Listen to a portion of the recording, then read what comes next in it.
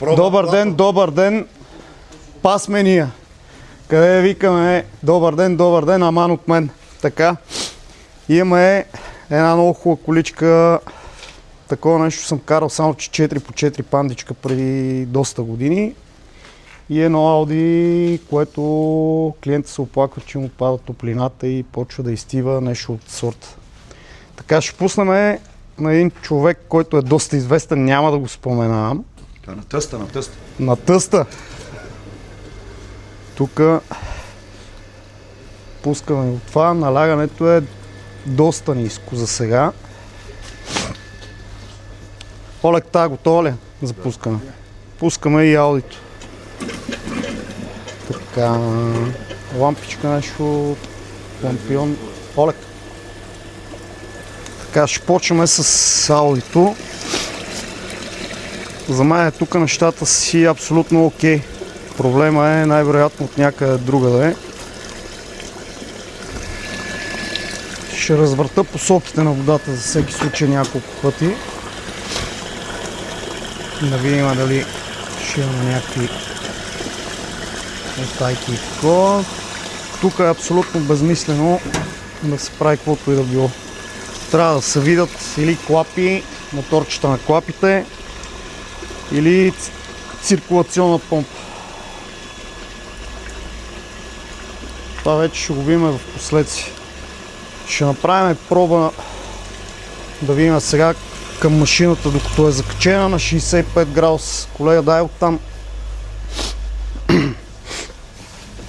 да видим какво се случва. Дали имаме парно така. Така.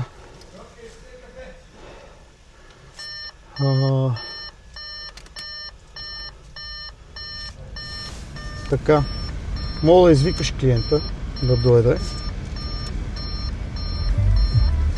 Добре, после ще му го демонстрираме. Значи на 65 градуса колата духа ужасното. В такъв случай най-вероятно и клапите му работят, което е добър признак за нас. Вече нещата си отиват на циркулационна помпа. Трябва да се провери самата циркулационна помпа дали минава през печката, ако има такава. Защото скоро имахме такъв случай с Ауди. Просто не работеше. Бяха изолирали печката софтуерно. Евка сложи го върху колата. И де-факто колата, която беше с този проблем, нямаше абсолютно никакво парно никъде. Де-факто бяха спряли и циркулационната помпа не циркулираше водата, защото печката командваше самата помпа. Тук ще го видим в последствие какво се случва. Така. Сега ще проверим на нашия известен комик Краси Радков автомобила. Дай мини оттам Тиевка. Той твърди, че всички Фиат и Панди нямат парно. Ами сега ще видим дали има парно. Тук имаме. Там как си? Тук е слабичко. Крайна дясна е слабичко. Добре. Сега тук ще развъртим няколко пъти посоката, защото няма как да видим нещата. Да.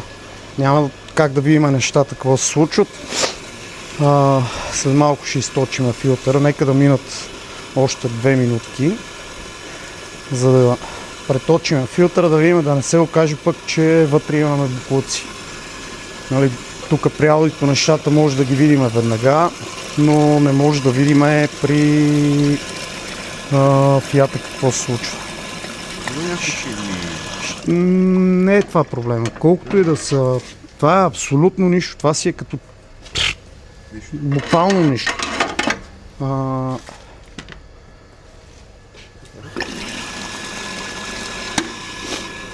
Буквално нищо не е. Тук още 40 секунди ще вземем да го източим, да видим какво се случва. Ще развърта пак посоката. прекалено ниско налягане. В смисъл, тук налягането е вече почти като 0,8. В смисъл, но е интересно да видим вътре в самия филтър какво се случва. Да не се окаже като Toyota, да, в самото начало запушването и след като такова пък после да имаме уникално парно. Колата е с абсолютно чист антифриз, казанчето му е чисто, просто си личи, че нещата са коренно различни. Добре, дай колега да го такова, аз ще взема телефона.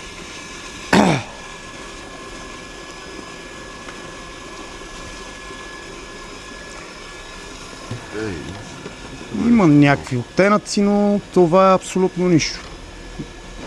Сега трябва да бъдем честни, знаеш на какво сме се наглеждали и виждали. Сравнително, да, сравнително това е, като си има на предвид, че и антифриза заедно с препарата, който сме сипали белено. Виждам, че плуват някакви парчоти.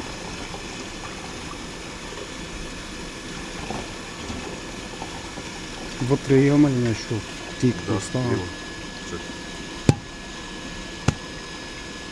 Така, това също е нещо, което е възможно да запуши там, точно където не трябва. Добре. Това изкарахме от колата на Краси Радков.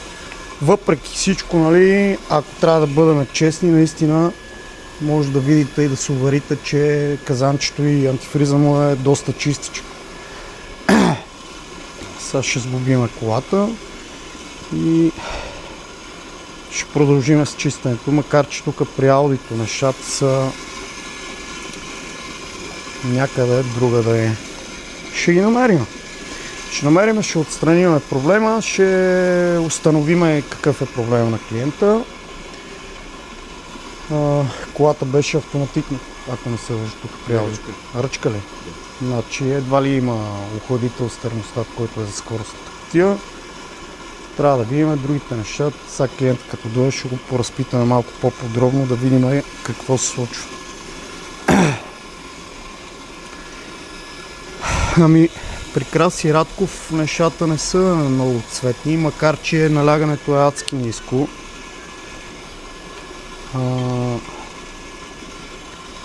Ще видим в последствие какво ще стане, след като вече направим цялата система, като мине и свърши програмата.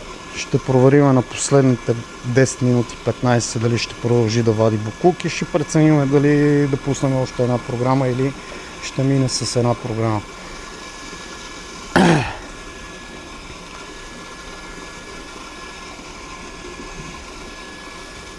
Вземи, колега. Даже ако искаш фани сипи тубичката с течността направо обратно от машината, аз само да я снимам. Нали, тя тубата външно, че е мръсна. Въпросът е, че вътре антифриза си е абсолютно чистичък. За нас това е важно.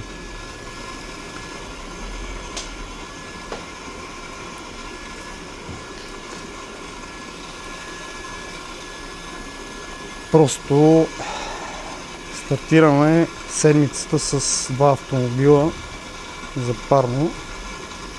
Дръж. Това е от нас. Пожелавам ви една прекрасна и успешна седмица. Силна седмица. Бъдете живи и здрави и до скоро!